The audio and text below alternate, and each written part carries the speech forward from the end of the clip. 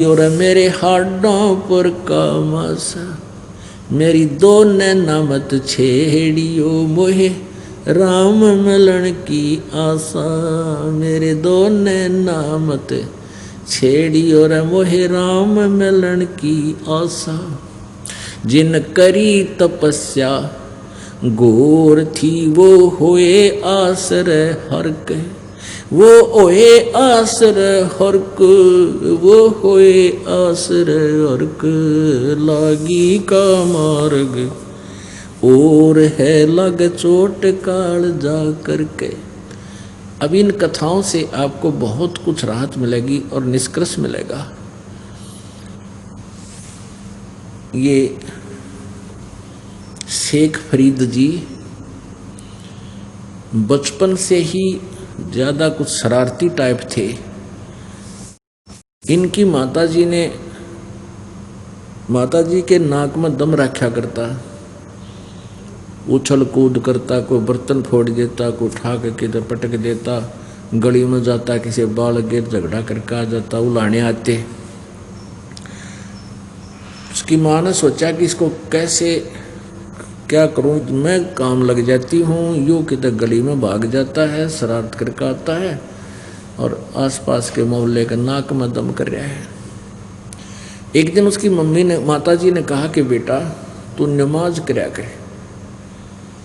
वो कहने लगा माँ क्यों, मैं क्यों करूँ नमाज, मुझे क्या मिलेगा। माँ ने कहा कि बेटा तुझे अल्लाह खजूर देगा। अब उसको खजूर का फ्रूट जो था वो ज़्यादा फेवरेट फ्रूट था उसका, बहुत चाव से खाता था। कहने लगा सचमुच माँ। अखा बेटा सच्ची बता दे। अखा सच बताती हूँ, तेरे को अल्लाह खजूर दिया करेगा जब तू नमाज करके उठेगा। अक मुझे बता फिर कैसे करना है नमाज। माता ने एक चादर बिछा दी साफ सी और कहा इस पर लौट जा और ऐसे मत्था टेक ले और न्यों कहता रहिए हे अल्लाह मुझे खजूर दे, हे अल्लाह मुझे खजूर दे। और जब तक मैं ना कहूँ इतना आँखें मत खोलिए। अब ठीक है माता जी। अब वो क्या करती, एक चादर बिछा देती, उसकी आंखें बंद करवा दे। वो कहे जाता अल्लाह खजूर दे, अल्लाह खजूर दे, अल्लाह खजूर दे। वो अपना सारे काम तो निपट कर लेती, सारे घर के काम ने। और क्या करती, पीपल के वृक्ष के पत्तों के बीच में और इतना सारे खजूर रखाती उसके नीचे, कपड़े के नीचे, जिसके ऊपर बैठ कर वो नमाज करते थे। अब वो उठ के आया, माता ने कहा भाई खोल दे आँखें। उसने आँखें खोल दी, उठ कर अपनी माँ के पास आया कि माता आप तो बहुत झूठी हो, अब आज के बाद कराना मेरे से नमाज। मुझे बहका कर वहाँ बैठा दिया, अल्लाह ने मुझे खजूर तो दिया ही नहीं। उसकी माता बोली बेटा भगवान ऐसे सरेआम नहीं देता, वो छुप के गुप्त रूप से देता है। देख ले तेरे कपड़े के नीचे कहीं रख गए होंगे, अल्लाह जरूर रखे होंगे। उसने जाते चादर फेंकी, उसमें खजूर पाए, दो पत्तियां के बीच में अच्छे इतने सारे। वो तो खावे खजूर और कूदे, खावे खजूर और कूदे। अल्लाह ने मुझे खजूर दे दिया, अल्लाह ने मुझे खजूर दे दिया। अब वो खा पी लिया, थोड़ी देर पाछे बोला माँ अब कब करनी है नमाज। वो बोली डट जा, थोड़ी देर फिर बताऊंगी। तो उसको ऐसा चाव चढ़ गया, वो बैठा दे उसने, वो अपना एक दो नमाज के कुछ जो मंत्र से थे वह बता दिए और फिर वो अपना लगा रहता, वो अपना काम ले करने लग जाती और उलाने तो पीछा छूट गया। एक दिन वो माई, उसकी माता जी खजूर रखना भूल गई और उसने कह दिया कि आजा भाई उठ ले।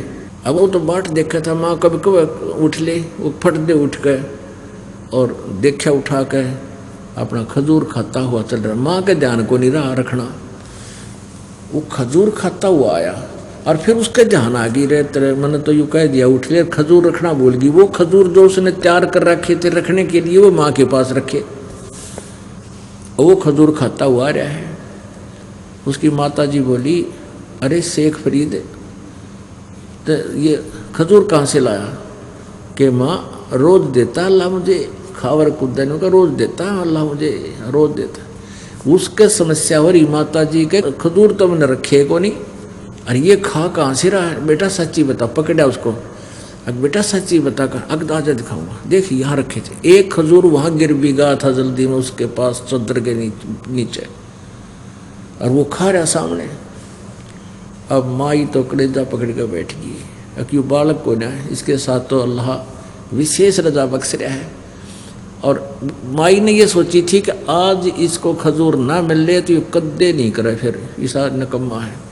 कहने का भाव ये है कि परमात्मा अपनी प्यारी आत्माओं के पहले से ही साथ रहता है। अपनी आत्माओं ऐसे ऐसे सुख भी उसको हो रहे थे, तो फिर क्या हुआ, उसकी प्रेरणा परमात्मा में इतनी बढ़ती चली गई कि वो घर त्याग के और घर से निकल गया अल्लाह के प्राप्ति के लिए। परमात्मा प्राप्ति के लिए घर से निकल गए तो आगे वो ऐसे ऐसे नकली संत काल के प्रेरित वो मिल गए। एक संत मिल गया तपस्वी, उसका आसपास बहुत बोलबाला था कि ऐसे महात्मा कदे देखे ना सुने, बड़े सिद्ध पुरुष हैं, वचन में शक्ति है, कई वर्षों तक खड़ा होकर के तप किया है, कहीं बैठकर तप किया है, बहुत अच्छे पुराने संत हैं। अब उनकी दंत कथा सुनकर शेख फरीद भी उसी का शिष्य हो गया, घर त्याग दिया, बैराग ले लिया, कति शादी भी नहीं करवाई। शेख फरीद जी का जो गुरु था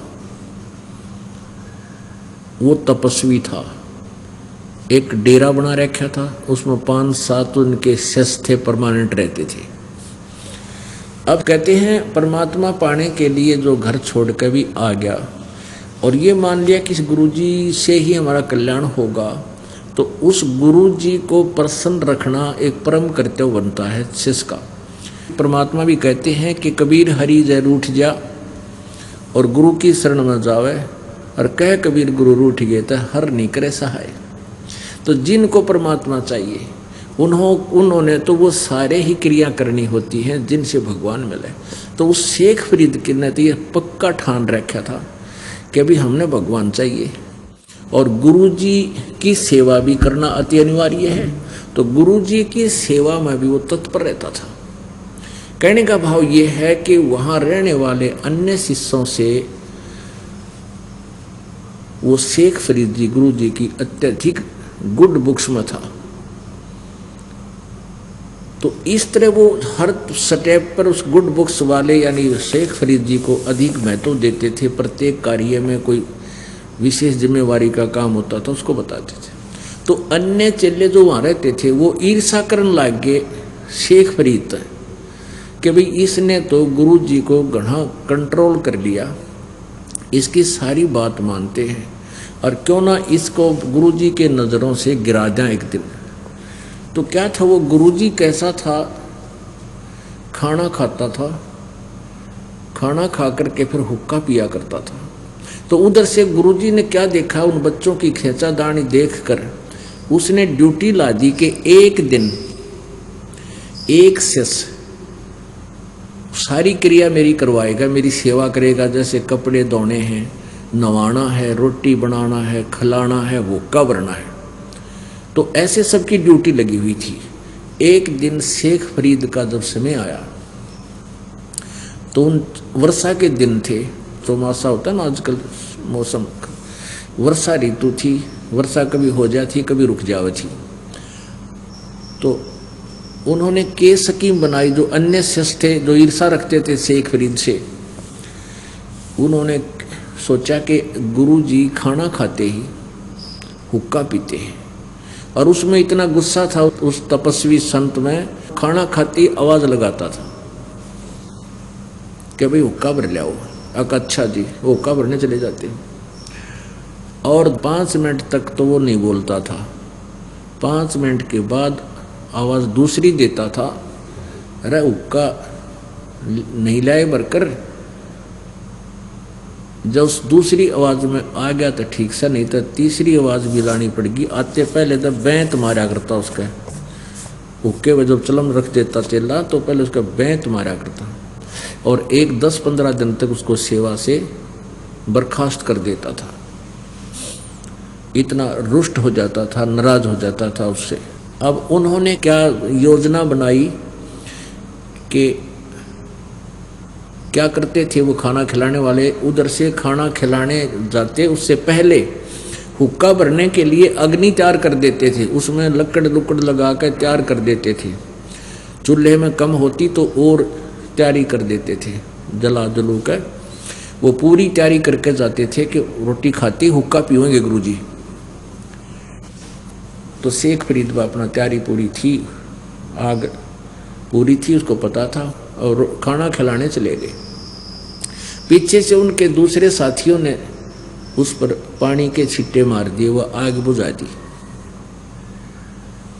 ऐसे ढंग से बुझा दी जैसे वर्षा ऋतु के कारण ये अपने आप बंद होगी।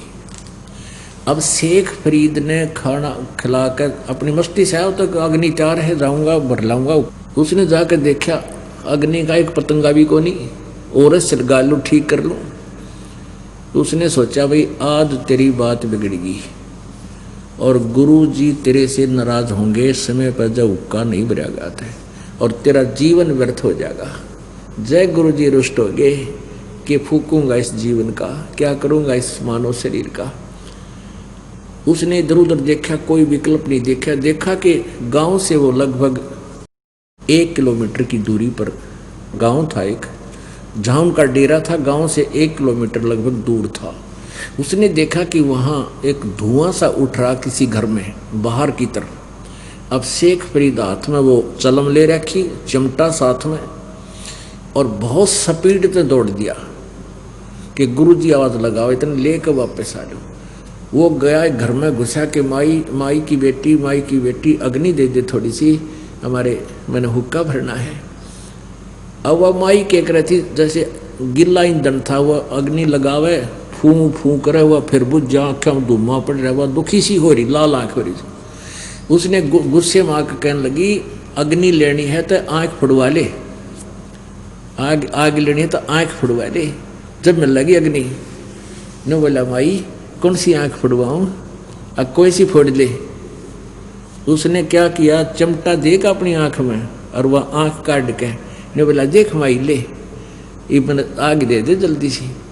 अब माई ने देखा वो आँख में तो खून पड़ा और वो आँख काट के दर्दी कापण पे ढक्कन पे वह डर गई।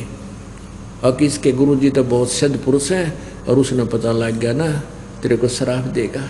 ने बोला ले जा महाराज, वो सारी चूल्हे तो अग्नि बाहर निकाल दी, धर ले जल्दी सी। अब उसने क्या किया कि कपड़ा सा बांध लिया अपनी एक आँख के ऊपर के, जो से निकाल ली थी शेख फरीद ने, और धर के आग चलम पर डांक ठोक दी, फिर पूरी स्पीड तो बाज लिया। अब गुरुजी ने एक आवाज लगाई थी, रे शेख फरीद उक्का ल्या भाई। तब वो शेख फरीद वापस आ रहा था, काफी दूर था, उसने सुनी को ना। अब गुरुजी ने दूसरी आवाज लगाई, रे कित मर गया शेख तू। ने बोला आ गया गुरुजी, आ गया गुरुजी, आ गया गुरुजी। इन्नो करते वो पहुंच गया टाइम पे, उक्का चलम धरती अका अच्छा भैया राख के लग गया, अका आपकी रजा है दाता, दूमा दामा लग गया। अब गुरुजी ने कोनी में तो दिया, तो बाट देखा था हुक्का पीने सो जाया करता अपना, उसने पी का हुक्का तो सो गया, रात्रि होगी। अब उस माई ने सारी रात नींद नहीं आई, आखिर तो बात बिगड़गी है, रात में जाऊं क्यों करे, सुबह उठते जाऊंगी। उस आँख को लिए रख रखी, उस आँख उसमें एक ढक्कन के ऊपर बर्तन का ढक्कन होता था, जैसे कापण बोलिया कृष्ण। उस आँख ने लेकर सुबह सुबह वह माई डेरे में पहुंच गई। अरने बोली महाराज जी मैंने माफ़ कर दो, मेरे से गलती होगी, मैंने माफ़ कर दो। महाराज बोला भाई क्या गलती होगी बेटी। अगजी आपका बच्चा अग्नि लेने गया था हुक्का भरने के लिए, और मैं दुखी हो रही थी, आग जला नहीं थी, कभी बुझ जाती तो गिल्ला ईंधन था, मैं दुखी हो रही थी। मैंने गुस्से में आकर ने कह दिया तू आँख फुड़वा ले। जब मैं लगी तेना आग, और वो गढ़ा पीछे पड़ गया, माई आग जरूर दे दे, माई आग दे दे। मैंने उसको कह दिया तू आँख फुड़वा ले, मैंने आँख फुड़वा का धुएं में आँख फूट गई मेरी जब अग्नि बड़ी है। मैं दुखी हो रही थी, दुख में ये शब्द कह दिए आपके चेले ने, और आँख निकाल दी चिमटा मार के। महाराज जी और ये मैं आँख ये देख लो ये ले आई हूँ। अब वो गुरुजी ने सोचा रे कि यूँ की कहानी है भाई। उन आवाज़ दी रहे शेख फरीद को बुलाओ। शेख फरीद आ गया। हाँ गुरुजी। बेटा क्या बात थी? अब जी गिल्ला ईंधन था और ये आग बुझ गई यहाँ की, और आप रुष्ट हो गए तो मेरे इस जीवन का बनेगा कि मैंने तो मेरा तो उद्देश्य यही है कि मुझे भगवान मिले, और आप रुष्ट हो गए मेरे तो मैं इस शरीर का क्या करूँगा। सीने से लगा लिया उस प्यारी आत्मा को उस संत ने अपने चेले को, और कहा बेटा खोल दे इस कपड़े ने। वो कपड़ा खोल दिया तो आँख पूरी होगी उसकी, लेकिन थोड़ी छोटी होगी, आँख नो की नो होगी। अब कहने का भाव ये है पुण्यात्माओं, अब विचार देखना कि जीव कैसे बचे इस काल के जालते हैं। उस प्यारी आत्मा संत ने, उस गुरु जी ने, गुरु पद पे घर त्याग कौन करता है? जो पिछले जन्म का पुण्यकर्मी प्राणी होता है, परमात्मा की चाह में घर से निकलता है, या घर पे रहते हुए साधना जो करता है, इधर भ्रमता भटकता है, परमात्मा के चाहने के लिए तीर्थों पर मंदिरों में कहीं जाता है, वो पुण्यात्मा ही होता है। पिछले संस्कार उसके अच्छे होते हैं, तो वही गुरु पद प्राप्त करता है। और फिर आगे हठ योग तो कुछ ऐसे जंतर मंत्र हैं सदग्रंथों के, उनके करने से उसमें कुछ सिद्धियां आ जाती हैं, और उन सिद्धियों से उसके पुण्य जाते हैं। अब उसने अपनी वचन से उसको आंख दे दी। अब वो भक्ति सत्य नहीं थी गुरु जी की, शेख फरीद जी के, उस गुरु जी की, तो अगले जन्म में उसकी आंख स्वयं खत्म होएगी, क्योंकि उसने अपने एक मनुष्य जीवन की आंख का दान कर दिया। एक आंख तो वो काना होगा किसी न किसी जन्म में। तो ऐसे जालिम काम है इस काल का।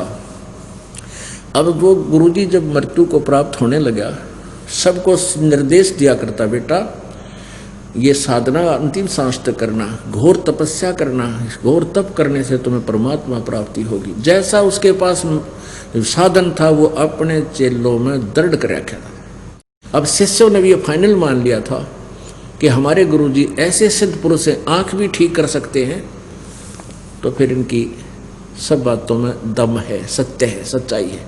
तो इस दृष्टिकोण से सारे स्तब्ध थे और उनकी आज्ञा का पालन करते थे।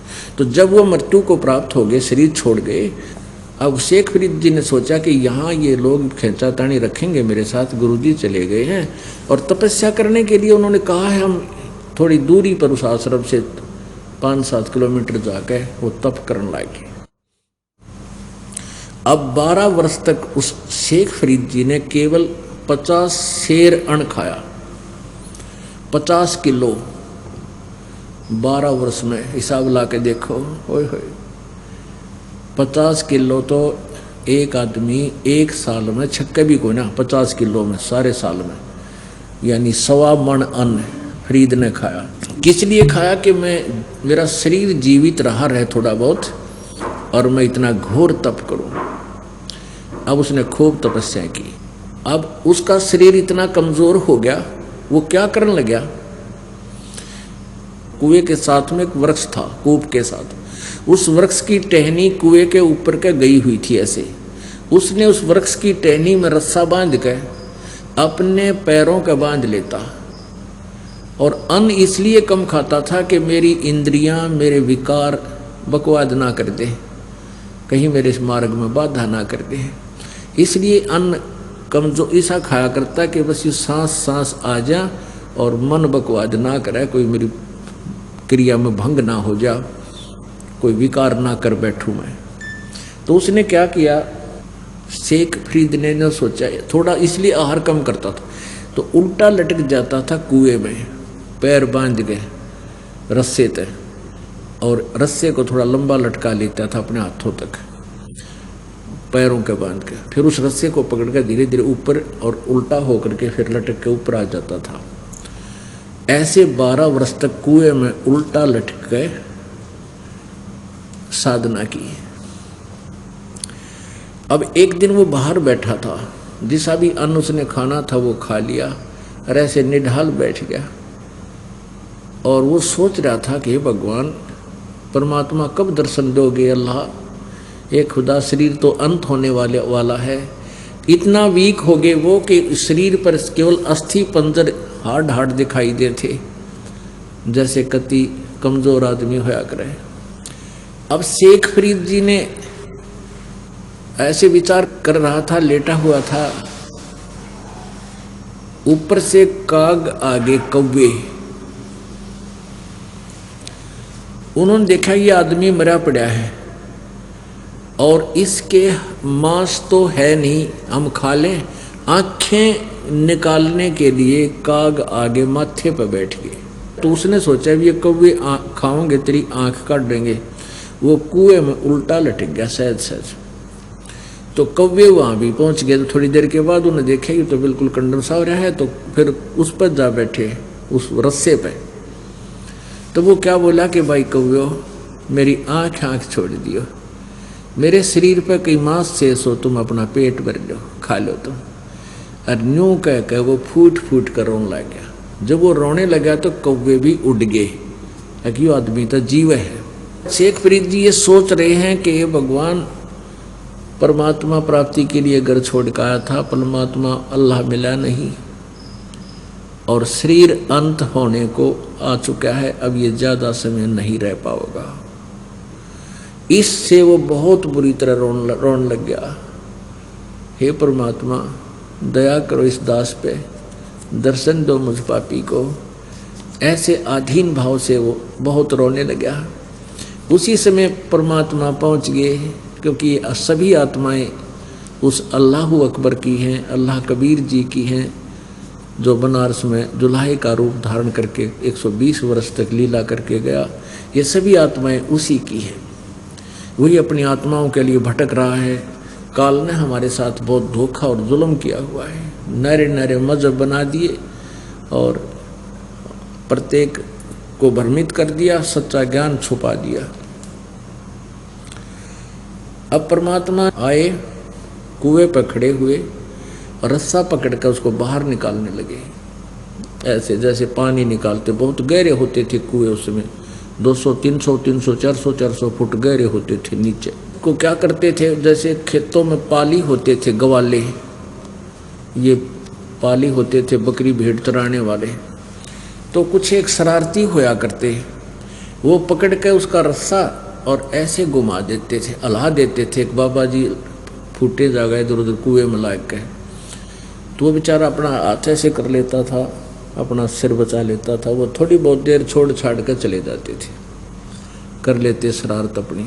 तो शेख फरीद जी ने सोचा कि आज तो कोई घना शरारती आ गया और इसने मुझे बाहर ही निकाल लिया।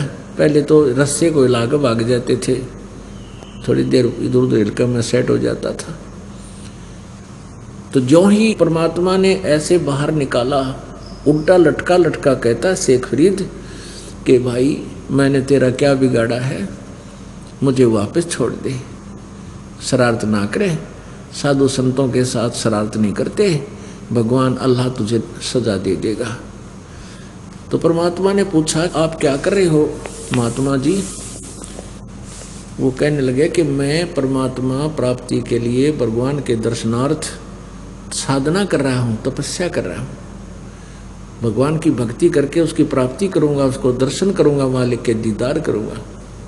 तो परमात्मा बोले कि मैं हूँ भगवान और मैं तेरे पास आ गया हूँ। अब ये जो अज्ञान थ्योरी है, ये हमारा ज्ञान अज्ञान जो है, ये फिर आगे अड़ जाता है, ढीठ बना दिया इसने हम उस अधूरे ज्ञान में। अब शेख फरीद ने क्या सुन रखा है मुसलमान धर्म के सभी संतों से कि परमात्मा निराकार है, बेचून है, वो दिखाई थोड़ी देता है, वो कभी किसी ने उसके दर्शन नहीं होते। शेख फरीद जी ये शब्द बोला। परमात्मा बोले भले पुरुष, एक तरफ तो आप कह रहे हो कि मैं परमात्मा के दीदार के लिए, दर्शन करने के लिए साधना कर रहा हूँ, और दूसरी तरफ आपका सिद्धांत क्या है, आप बता क्या रहे हो और कर क्या रहे हो? आप कह रहे हो भगवान निराकार है, वो दिखाई थोड़ी देता है, और उसके पाने के लिए आप ये इतने डले ढोरा, इतनी साधना कठिन कर रहा है। न्यों तो सोच ले भले पुरुष, तुम कह क्या रहे हो और कर क्या रहे हो? ओ तेरा गजब भैयो, इतनी सी बात थी। अब शेख फरीद के मन के सारे सक्रिय सीधे हो गए, वो सारे लेंस सीधे हो गए कि जो उल्टी आंट पकड़े बैठा था उसने न्यू के न्यू चरण पकड़ दिए उल्टे लटके लटके। ये सोच लिया कि ये अल्लाह नहीं है तो अल्लाह का जानकार अवश्य है। भाई सच्ची बात है कि हम परमात्मा के दर्शन के लिए सारा प्रयत्न कर रहे हैं और परमात्मा को निराकार बता रहे हैं, दर्शन किए कराएंगे, डले डोन लग रहा। तब परमात्मा कबीर जी ने कहा, बच्चा भगवान मिलेगा उसके विधिवत एक विशेष विधि है और ऐसे भूखा मरने से, हठ योग करने से परमात्मा प्राप्ति नहीं होती। तो पहले कुछ फल खा, आहार कर, थोड़ा खा ले, तुमने तो बिल्कुल छोड़ दिया। 1.25 मन अन्न 12 वर्ष में क्या मायने रखता है। अब आहार कर और जैसे मैं बताऊं वैसे भक्ति कर। तब उसने परमात्मा कबीर जी ने उनको उपदेश दिया। उस प्यारी आत्मा ने सच्चे दिल से उसकी श्रद्धा से मालिक की भक्ति की। तो फिर परमात्मा ने, कबीर जी ने उसको कुरान शरीफ में बताया कि ऐसे ऐसे, उसमें लिखा है कि वो परमात्मा, कुरान शरीफ सूरत फुरकानी आयत नंबर 52 से 59 में, आपका कुरान शरीफ ज्ञानदाता किसी अन्य अपने से और सुपीरियर सर्वशक्तिमान सर्वसृष्टि रचनहार परमात्मा अल्लाह के बारे में बता रहा है।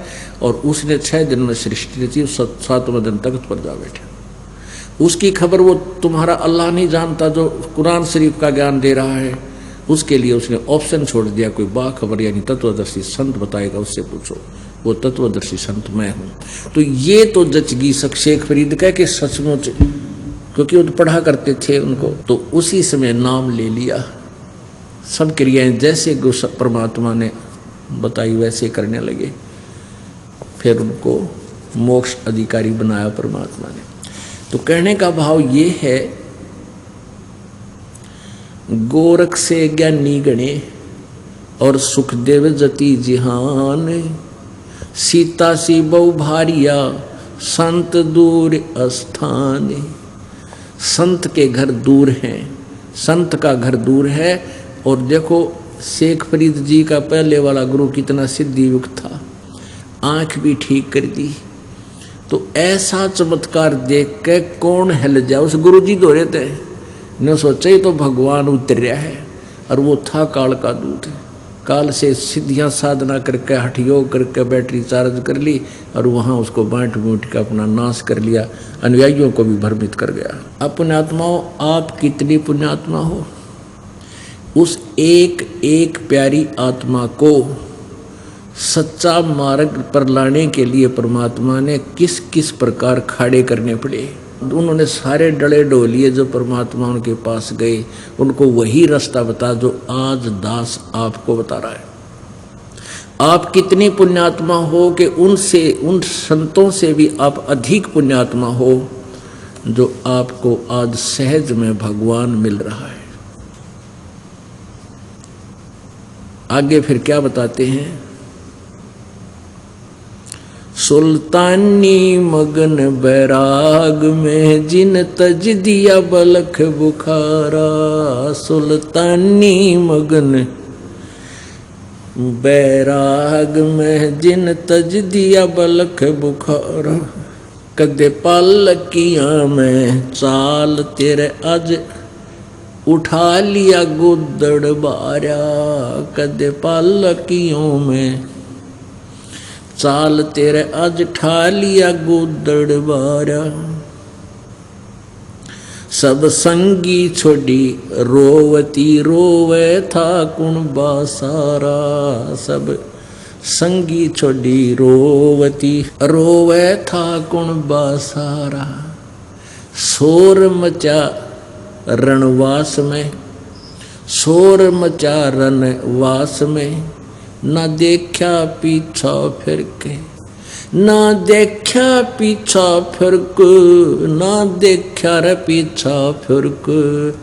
लागी का मार्ग और है लग चोट काल जा करके, लग चोट काल जा करके। करके, लग चोट कालजा करके, लागी का मार्ग और है लग चोट कालजा करके।